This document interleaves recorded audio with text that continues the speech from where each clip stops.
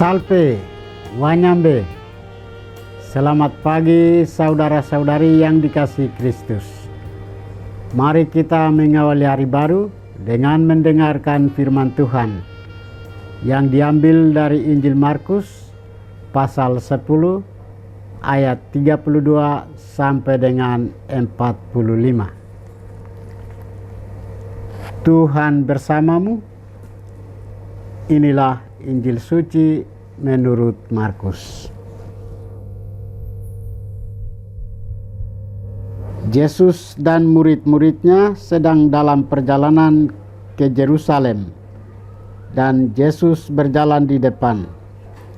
Murid-murid merasa cemas, dan juga orang-orang yang mengikuti dia dari belakang merasa takut. Sekali lagi Yesus memanggil ke-12 muridnya dan mulai mengatakan kepada mereka apa yang akan terjadi atas dirinya.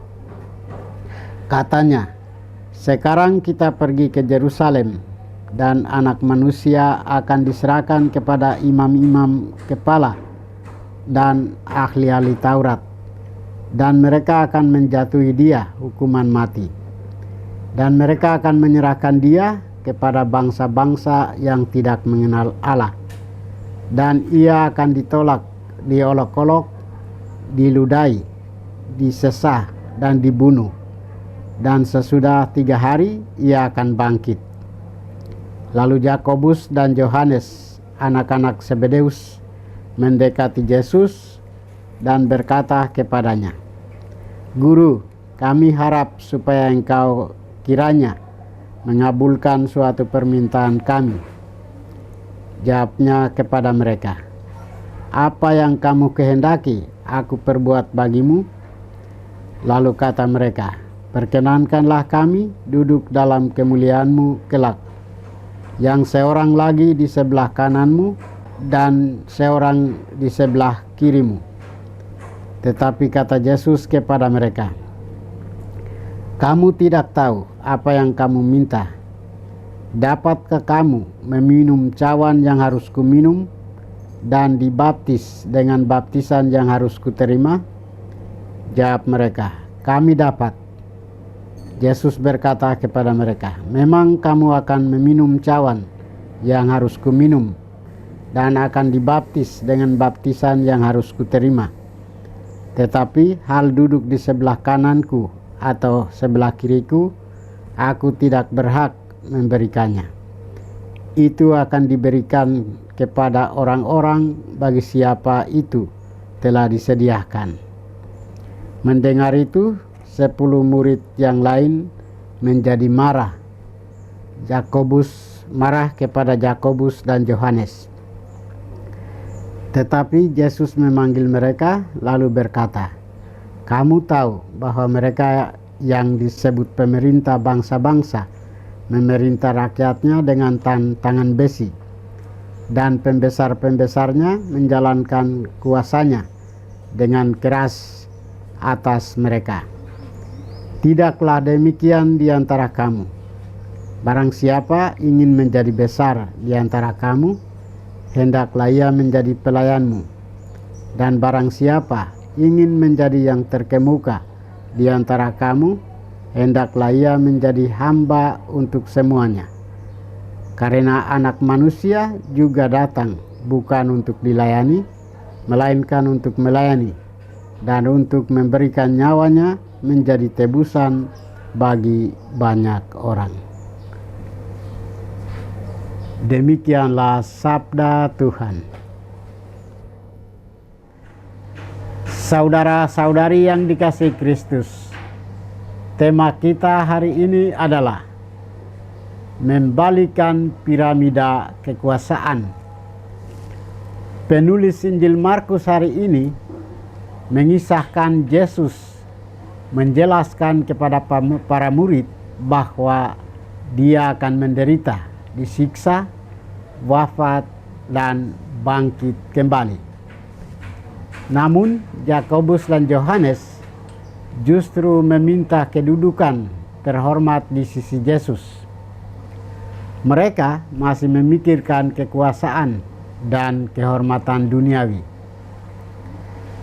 Yesus menegaskan bahwa menjadi pengikut Kristus berarti siap memikul salib dan melayani sesama.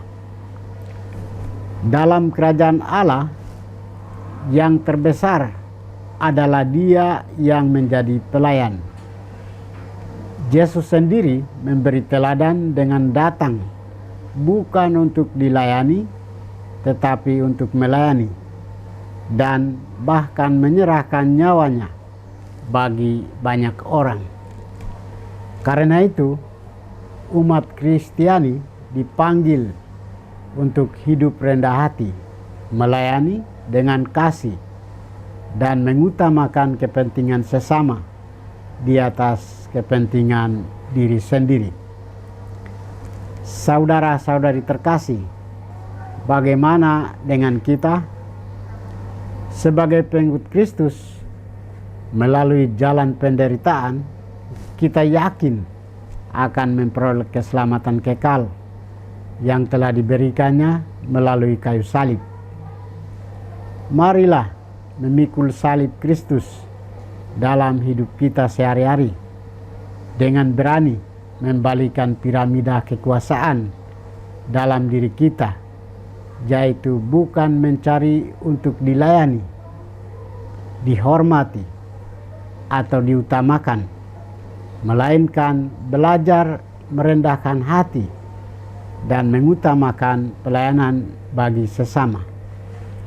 Sebab Yesus Kristus sendiri telah mengorbankan diri sehabis-habisnya di kayu salib demi keselamatan kita.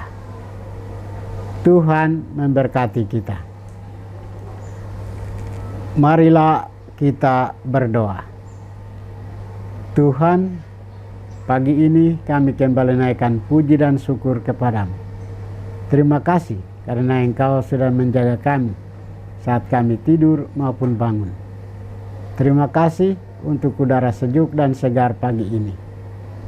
Kami mohon, bukalah mata hati kami, agar kami mampu memandang kemurahan dan karya-Mu.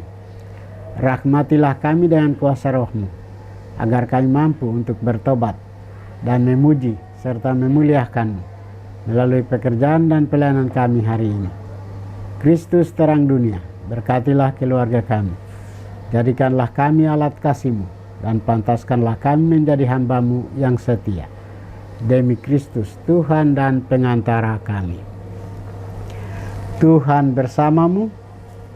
Semoga kita sekalian, orang-orang yang kita kasih dan doakan, seluruh aktivitas kita hari ini dibimbing, dilindungi, dan diberkati oleh berkat Allah yang Maha Kuasa, Bapa dan Putra dan Roh Kudus.